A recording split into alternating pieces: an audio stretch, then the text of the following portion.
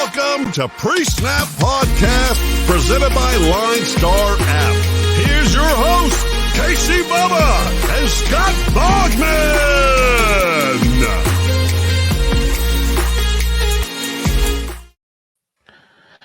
And welcome back, everybody, to another episode of the Pre-Snap Podcast, brought to you by the wonderful people at LineStar Sports. Make sure you check them out on Twitter at LineStar app and at LineStar NFL. And most importantly, download the app in the Apple App Store and the Google Play Store. Everything you need in the palm of your hands to build your winning DFS lineups. We got a fun one. There's no Thursday like we talked about on the previous show. No Saturday, just Sunday and Monday, like the good old days, folks. So we'll get you going here with the then on Friday we'll drop you the good old main slate preview, the massive 13 gamer. But until then, check me out on Twitter at BDentric and my co-host as always on Twitter at Bogman Sports. Scott Bogman, how we doing? I'm doing good, man. We're getting close to the nitty gritty here. We're getting down and dirty. These playoff races, your boys are still alive. My guys are still alive. There's a lot going on here. So, some deciding factors. We got fantasy season-long championships on the line this week. A lot of people winning money on DFS. So, it's bowl season. It's the best time of the year, bub. Love all the football happening. Draft coming up. So much stuff. So much stuff, lots and lots. If you're into drafts and all that good stuff in college, make sure you follow Bogman. You should have been doing that by now, but he will have you covered in all of his facets of coverage that he does. So definitely go check that out. But last week, Bogman 7-8-1 against the spread. I was 9-6-1. You were 6-9-1 over unders. I was 9-6-1. I finally had a good week, Bogman. So I mentioned it. Move on. It was great. We move on to week 17. And again, all Sunday and then a Monday game. We start off with my boys, the Dolphins at the Tennessee Titans. Titans minus 3.5 over under of 40. And before we get into this, we both on the preview show were like, this is an under, 40 points, Bogman. Yeah, I'm still going to go under because Tennessee's offense hasn't been fantastic recently. They did beat San Francisco last week, but that game would have gone under 20-17. And I understand that was a Thursday night weird game, but Thursday nights usually skew towards points. So to see that game kind of go under, know how Tennessee's defense has been leading them and playing well, and Miami's defense has been leading them and playing well. And seeing just how bad Miami's offense looked against New Orleans. New Orleans defense is great. So Tennessee's defense isn't New Orleans, but it's still pretty solid. And Miami's defense is going to play hard in this game. Javon Holland back and doing his thing. Jalen Phillips is, and I said this before, I don't know if it was on this show, but he's doing the reverse rookie wall. Like he had the rookie wall early because they just didn't give him playing time. And him and Ogba, Jerome Baker got to the quarterback a time and a half last week. So that defense is on fire. I'm going to say the defense wins this day on both sides. So I'm more confident in the under, but I'm also going to just take the points in this game. This game to me is a coin flip. I think both these teams are good. I think this would be the first round matchup right now, by the way. Yep. But I will give this game to Miami, probably straight up, but I will at least take the points here. So give me your Dolphins and the under. Yeah, I'm taking the Dolphins too. I'm going to keep riding this hot streak. We keep talking Tennessee finds ways to win. Got to give Vrabel some serious credit there. But I'm taking the Dolphins and what they got going on there. I'm hoping Gaskin's getting healthier. They can start inputting him more into the lineup. But it's the Waddle effect, man. Waddle all over the place. Best touchdown dance in football right now. But give me the over. I think there's still enough in this game where we get enough points. I agree both defenses are very, very good. But I think we will see some points here. So I mean, over this one. Atlanta at Buffalo minus 14.5 over under 44. They're getting Beasley back. They're getting everybody back. That's all that matters. Davis. It's the protocols have changed, folks. We're about to have real football again. So Buffalo 14.5 over under 44. Yeah, I hate this line. It's perfect, which is why I hate it. I think Buffalo's going to slaughter Atlanta. They're not a very good team right now, particularly on defense. So I will take the Bills and lay this gigantic line. I don't like doing it, and I will not be putting my own money on this game. I'll tell you that much right now. I'll take the over in this game. I think Buffalo gets most of it themselves, but Atlanta can bow up and score every once in a while. But I think, if we think Buffalo is going to get 28, can we get 17? out of this Atlanta team? I think we possibly can. Probably more than 28 from Buffalo too. So give me Buffalo. Hate it, but I do like the over. Give me the over here too. Yeah, like you said, it's a great line. It's a really, really good line. But I'm gonna take Atlanta in this one just because I think it's too much, and that back door is gonna be open late. I wouldn't be shocked. I wouldn't bet either side, like you said. I wouldn't bet this line, but I will take the over with you 100% on this one because I do think Buffalo can score at will if they don't screw it up. Basically, they'll find their way into the points. Give me Atlanta. Give me the over. Jacksonville at New England minus 15 and a half, 41 and a half over under. All right. So in this one, this is another game I don't like because the line is so gigantic. But Jacksonville is pathetic. I think it's been a month straight of no touchdowns for Trevor Lawrence, which is just unbelievable. They lost their best offensive player, James Robinson, for the rest of the season last night, too. Good Lord, Oklahoma. Come on. So New England and the under for me because no one's going to score in this game. Jacksonville ain't scoring. New England hasn't looked great. They'll put up some points on, but this could be 35 zip. I wouldn't be shocked. 35-10 wouldn't be shocked. So I don't think they're getting to this 41 and a half. So give me the Pats and give me the under. Another tricky one, but I'm with you. The Jacksonville offense shows me nothing. We've seen New England like win these games like 31-0 or something. So yeah, give me New England, give me the under. They're gonna get Ramondre back. I think it's just a big Damian Harris game, but it also could be a let's get Mac Jones going with all this rookie wall talk and everything. So it's the perfect opponent to get confidence going into the playoffs. Like it's the best setup. It's almost like Alabama facing a 1AA school right now. It's perfect. And Urban every playing Alabama. Las Vegas at Indianapolis. Indy -6 over under 44.5. They're already getting Quentin Nelson back. They should get other players back by Sunday. I'd imagine maybe even some Darius Leonard. Wentz is even possible to come back. I think the line says he might come back based on that line. So -6 over under 44.5. Yeah, look, I mean, I'm taking the Colts either way, with or without Carson Wentz in this game, because I mean, I kind of hope he doesn't get back so I can see a full NFL game of my boy Sam Ehlinger slinging Sam all over the place. I think Carson Wentz will play, though. Like you said, the protocols are different now. As long as he's symptom free, he'll be back on Sunday, and I think he has been symptom free so far. So give me the Colts here. I'm going to take the under right now because we don't know what is going on with Carson Wentz. I will caveat this. Wentz plays, I'll go with the over. You know what? I'll just write the over since I expect him to play. But if he doesn't play, switch back to the under because as much as I love my guy Sam, I don't know how many points he's going to be putting up. So give me the Colts and give me the over as it stands right now. Simpatico. Give me the Colts in this one. The Raiders they've pretty much given up on the season. They just look so bad. And I think Ehlinger or Wentz, there's points for days. It's either you have Jonathan Taylor running for 300 yards or you have just Wentz winging it everywhere. So it don't really matter in this one. Give me Indy.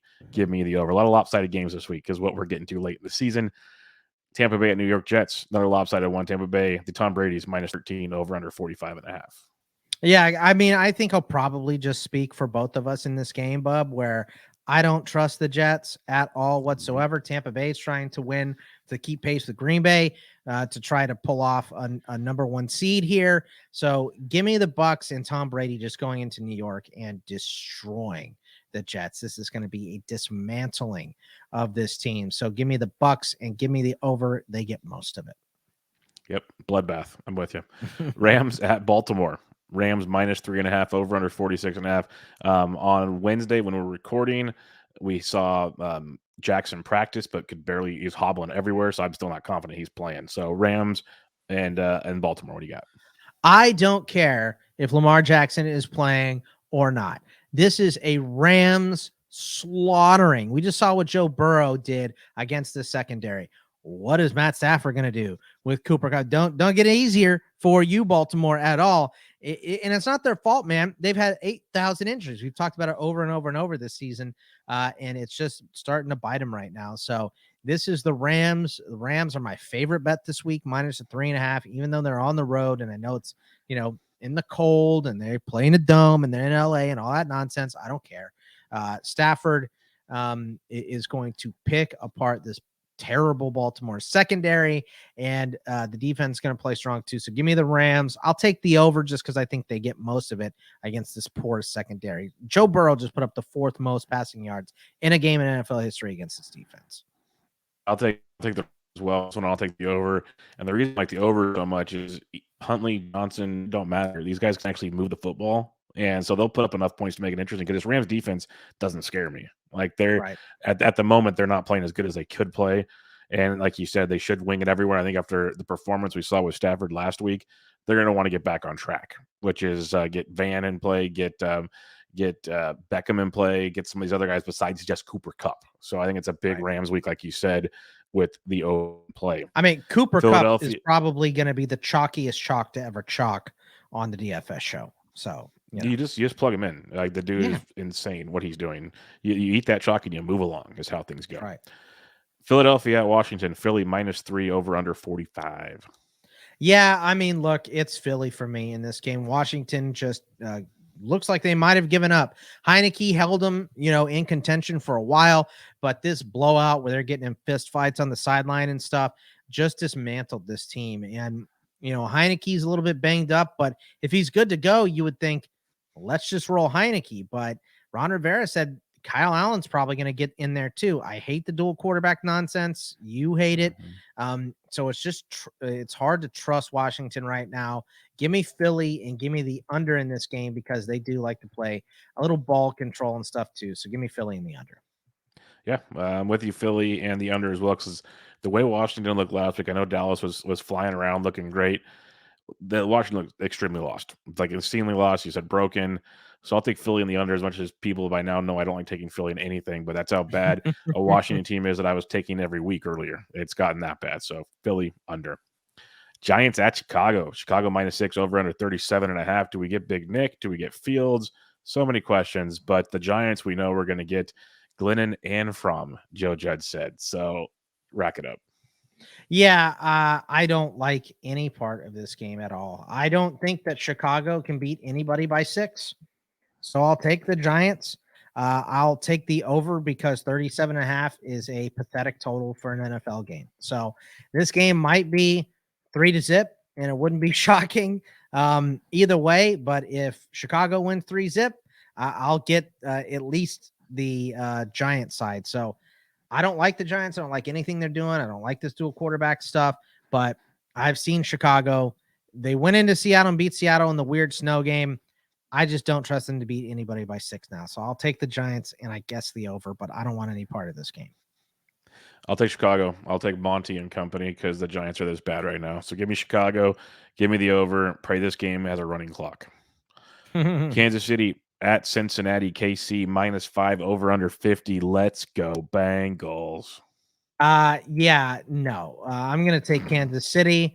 I'm also going to go ahead and take the over in this game. Kansas City's offense is working right now. Cincinnati's offense is definitely working. I think I like the over more than I like laying the points 100%. On the road for the Chiefs. So I'll just mention that. I don't know, man. This is a big boy game for the Bengals, right? They win this game, you get a lot of momentum moving towards the playoffs, but I just don't see them winning a game like this because in big games, Cincinnati's history is choke. So give me escalator sadness. Chiefs win.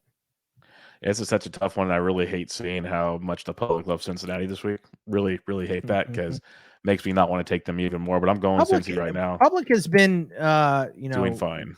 Yeah, they've been doing okay on these bets this year. So I'm going to take Cincy because I'm a believer, but I'm ready for them to completely let me down on this one. Let's put it that way. So give me Cincy, and I think my favorite bet in this game is the over, which means it'll be like 20-17. But it feels like it should be a track meet is what it should be. Let's hope it is because for entertainment value, for DFS value, we want points. And for your fantasy football finals, you drafted these two teams to get you points. This is it right here. Let's dance.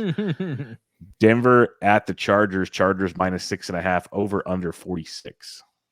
Yeah, I hate this one because I'm going to take the Chargers because I don't trust anything Drew Lock is doing at all.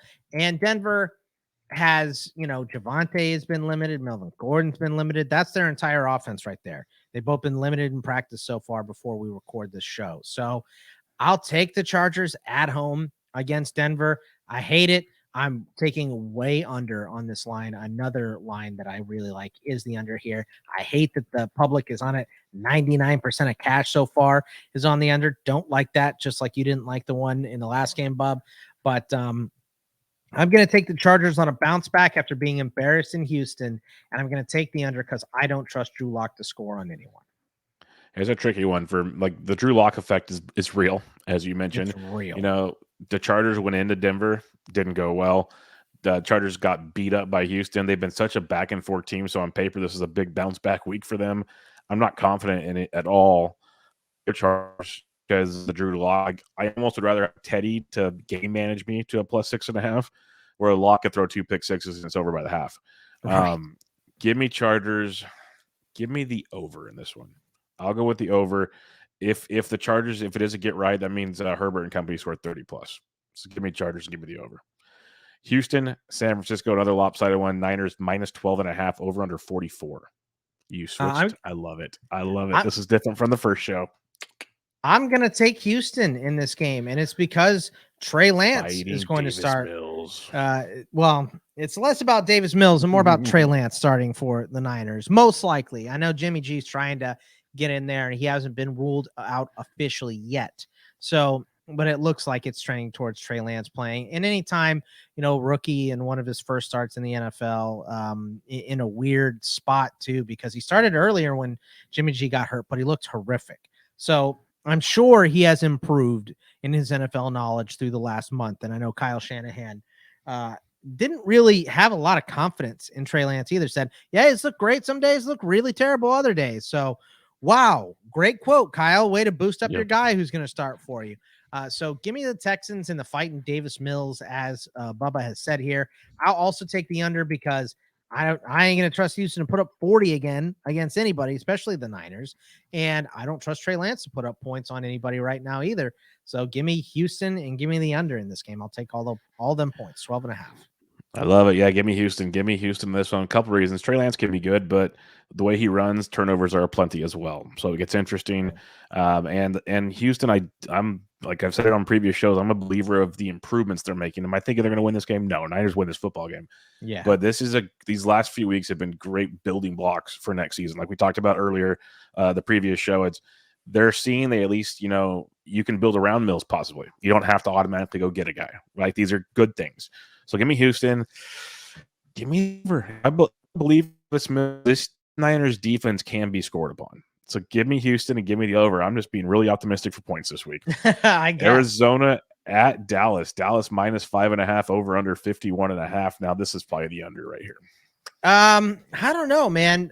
Dallas offense turned it on last week, and I do think that at some point Kyler Murray is going to turn it on. So I'm going to take Dallas at home and lay the points because Arizona just has not. This is the typical Cliff Kingsbury. More Cliff Kingsbury thing than anything else is having a really nice house to look at during the draft. My cousin helped build the backyard of. And number two is being a terrible second half head coach, whether that's the season or the actual game. Cliff Kingsbury doesn't make adjustments. Why I didn't think he belonged in the NFL. I think he's been coasting on some real great talent on this Cardinals team. So give me Dallas and give me the over here. I do think both these teams end up scoring. So Cowboys in the over for me. This is tricky. This is real tricky. I'm going to go Arizona and the under. We're going to go opposite on this one. I think Arizona keeps it close enough. I think Kyler Murray, gets it going, keeps him in the football game here. I think a lot of what Dallas did last week was because they played a beat-up Washington team was giving up. That was a big part of it. And I think both these teams can play defense enough. So give me Arizona, give me the under, playoff-type football in Big D. Detroit at Seattle. Seattle -7. And yes, our boys covering machines. Do it again. Let's go. Yeah, give me Detroit and give me the over in this game too. I think Seattle wins the Sprinkle game. the money line. Sprinkle the money line. I'm not doing that. No, thank you. Not with Russ. It's still Russ Wilson, right? So against a bad defense. He's got the ET finger. I don't care. Send me home. He's at home. So give me Detroit to cover this 7 because I don't trust Seattle to cover anything right now. Even at home, they just lost to the Bears at home. But I'll go with the over. Both these defenses are beat to crap right now. I mean, Seattle's awful without Jamal Adams. The whole secondary is hurt for Detroit, and it's bad. So give me Detroit, but I'll also take the over, and I think I like the over more. I love the over in this game, 100%. I'm taking Detroit because they're going to cover this, and I'm not even kidding. I'm not saying put a big bet on Detroit, but I'd sprinkle. I'd sprinkle because Jared Goff and those boys are actually doing things. I'm on St. Brown. I'm this in DFS, so Detroit over. You can stack this game and get Cooper Cup. We'll talk about next episode, but Detroit and over. Let's have it. Carolina, New Orleans -7, 30.